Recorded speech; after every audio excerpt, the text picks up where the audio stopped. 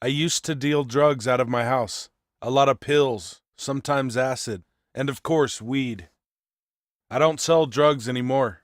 I had an experience that prompted me to stop, and it had nothing to do with an intervention or correction officers and inmates screaming in my face to scare me straight.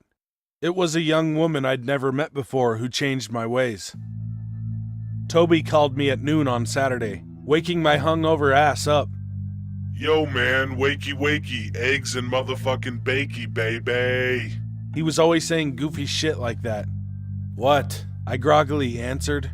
Man, I'm in need of some greenery. Can I stop by? No. What? You don't want my money, homeboy? Yeah, I want your money, but I got the worst fucking hangover. I'll call you. Toby was a loyal customer, so I was confident in my gamble that he'd wait for me to buy his weed. Alright. Hit me up, man. Later. That's how Toby ended up in the fucking locked bathroom with me, contorting our bodies in the tub, attempting to stay hidden as the doorknob rattled. I got a text that evening, right before I shot him a message telling him to come on over. Hey, Stu? It was an unknown number. Normally I didn't answer numbers I didn't know. You gotta play it safe when you're selling. Never know what kind of shit you'll get yourself wrapped up in. But I texted back because they used my name. Yeah, what's up? Who is this? I didn't get an instant reply, so I texted Toby. Hey man, come on over. I weighed his green, making sure I wasn't inadvertently ripping him off. It was a smidge over 10 grams, but I wasn't sweating it. I made a lot of money off his business. Okay man, on way, see you in 20. As I read his text, my phone chimed.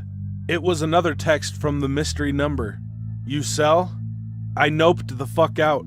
I didn't sell to people I'd never met, and I sure as fuck didn't appreciate one of my customers giving a stranger my name and number.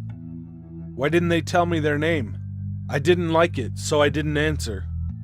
I ended up watching TV until Toby beat on my front door like he was the police. It used to piss me off, but I was indifferent to it now. What up? His 270-pound body strolling in out of the cold. Nothing, man, just hanging. Did you give someone my number? He squashed his face together in astonishment. Man, you know that ain't how I play. What's the number, though? I read it from my inbox. Nope, don't know it. I gave him the baggie in exchange for his money. It's all there. I trust you, brother. Want to smoke? Watch a movie? Yeah, alright. He rolled a joint and lit it up. I put The Conjuring on. It was October, scary movie month. I laughed as Toby emitted freaked out squeaks during the scene where the mom's locked in the basement. He's a big motherfucker, so it was comical to see him scared. My phone chirped. It was the goddamn mystery number again. They sent just a question mark. Then another message. I'm coming, Stu. What the fuck? I typed out an angry text. Who the fuck gave you my address? Don't show up at my door, man. Who the fuck you think you are? They said they're coming over. I'm gonna fucking kill whoever gave them my personal information. I'll find out, too. Chill, I got your back, dude. They'll turn their stupid ass right back around. Fucking Christ, I don't need this shit. I threw the phone onto Toby's lap so he could read the messages. He shook his head. I was grateful he was there with me. I didn't want to break out the pistol on the top shelf of my closet. If I'd been home alone, I probably would have.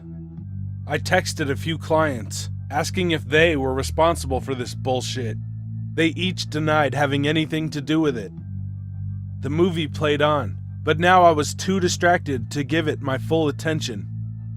Lost in my thoughts as I was, I jumped when I looked up and saw a young woman with her face pressed against the glass window. She had short hair and pasty skin. Her eyes were inhumanly big, unblinking in their sockets. What the hell? Toby abruptly popped up off the couch like a jack-in-the-box. Holy fuck! He yelled. Angered at being scared, he marched over to the window and banged on the glass. Hey, get the fuck out of here. What are you doing? She just stood there, unflinching, eyes locked on me. Dude, we're gonna have to go out there. Bitch must be high as shit. I was distracted by something I don't think Toby noticed. There was no condensation on the glass from her breathing. I don't know, Toby. Something is weird about this woman. Shit, man. I don't want to go out there either. She pulled herself back and took off into the night. God damn, where'd she go? As terrible as it had been for her to just stand there, staring, my apprehension increased tenfold when she disappeared into the darkness that blanketed the perimeter of my house. Toby backed away from the window. I thought about calling the cops, but man, I couldn't do it. I had all sorts of illegal shit in my house, and she hadn't really done anything. When we heard the screen door leading outside from the dining room open, my heart seized in terror. Had I locked that fucking door? I couldn't recall. Stu, is that door... I can't remember if I locked it. He rolled his lips into his mouth and nodded. Fuck this, I'm going to confront her. We charged into the dining room and stood at the door. I had obviously locked it because she couldn't get it open. The doorknob went still. The front door's locked, I reassured him. I knew that one was because I had locked it after he came in. Let's go look out a window upstairs and see if we can see her. We'd gotten to the foot of the stairs when Toby began choking on words. What? He pointed into the kitchen. I'd forgotten I'd opened the window over the sink to air the house out. She was climbing, no, slithering through it, unnaturally slack-jawed. She moved with ease over the dishes in the sink. I wasted no time sprinting up those steps. Toby was on my heels, breathing heavily. I felt like he was going to mow me down with his long, powerful legs. I knew somehow that she was gaining on us. I slammed the bathroom door closed and locked it. Then we turned the light on. We didn't hesitate to jump into the tub.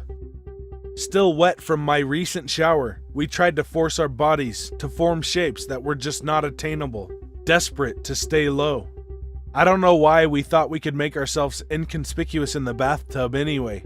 Even if we'd been as flexible as Gumby, there's no hiding in a tub. The doorknob had begun to shake as soon as we had locked it. The woman was fast. I pulled the opaque shower curtain closed. What do we do? I don't fucking know. God damn it, go away. The light went out. You gotta be kidding. The hinges grated as the door came ajar, a sliver of light seeping in, before getting shut out again.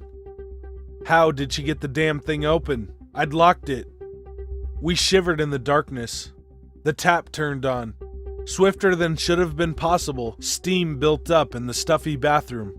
Sweat dripped down my face. The light flickered back on. I could see her silhouette on the shower curtain. Her body was unmoving. But suddenly Toby screamed. Oh fuck, she sees me! He was focused on his side of the shower curtain, where there was a gap between it and the wall. Sure enough, her huge eye filled the space between, gaping at Toby with hostility. Her jaw looked like it had been separated from the bones in her face, making her mouth look like a deep, nightmarish abyss. The light dimmed and brightened. In its fresh illumination, she was no longer there. We didn't want to get out of that bathtub until the morning, not wanting to tempt fate to bring her back to torment us. I've never been so goddamn scared in all my life. Toby and I had a silent understanding that we'd never talk about this again. I broke that understanding a couple of months later, when I was drunk and trying to lure a woman I wanted to bed, who happened to be a customer of mine. Her name was Leanne. She was giggling, telling me about her attention-seeking friend who always claims her house is haunted. I raised a brow and said, I got a story that'll stand your hairs on end, and it's true. I told her all about the woman. Instead of engrossing her, she seemed turned off by my story. The volume of her lips decreased as she tightened them and diverted her eyes. When I was done, she looked straight up pissed off. You okay? I'm not jerking your chain, I swear. No, it's not you, really. It's just the way you described her. It sort of reminded me of my cousin. Your cousin must be a bitch, I said jokingly. She met my eyes. She's dead. My stomach dropped. I'd ruined my chance of getting laid tonight. Shit, I'm sorry. I had no idea. I sank back into the couch, feeling gloomy. Not all was hopeless, though. I could still be the nice guy who gave her a shoulder to cry on. Yeah, she, stole some of my stash. Leanne mostly bought pills from me. OxyContin and shit like that. She stole some and took too many. Her dad found her in her room, slumped over her desk. She was so smart and fun. Shit, I've never told anyone this. I was scared that they would all blame me. I felt a prickle of guilt at being the one who had sold those pills. Well, it's not your fault. She made the decision to take them, I said, and I actually meant it. She nodded. Want to see your picture? I didn't. I really fucking didn't. But I couldn't tell her no, so I nodded. She pulled it up on her phone and handed it to me. I gagged, but I tried to play it off like I'd coughed. Are you okay? Yeah, she's pretty. Listen, I just remembered I have to get up really early. I'd better go to bed. She snatched her phone back and shook her head in disgust. Fuck you, Stu. You're just like every other guy. Shit gets too real, you think you can't get your dick wet, so you bounce. Fuck you. I didn't even try to defend myself. I felt too queasy. You got nothing? Fucking loser, she said and stomped off. When the front door banged shut, I put my head in my hands and cried. The picture she'd shown me was of a doe-eyed, short-haired teenage girl. The same young woman who had crawled into my house and cornered Toby and I in the bathtub.